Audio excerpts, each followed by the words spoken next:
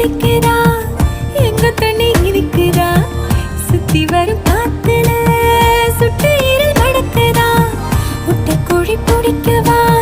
முறைப்படி சமைக்கவா எலும்புக கடிக்கையில் என்ன கொஞ்சம் நினைக்கவா மஞ்சோறு ருசிக்கவா சமைச்ச கைய கொஞ்சம் ரசிக்கவா முடக்கத்தை ரசம் வச்சு முடக்கத்தான் பார்க்கிறேன் ரெட்டை தோசை சுட்டு வச்சு உதாவ காக்கிறேன் முக்கண்ணு நுங்குற நிற்கிறேன்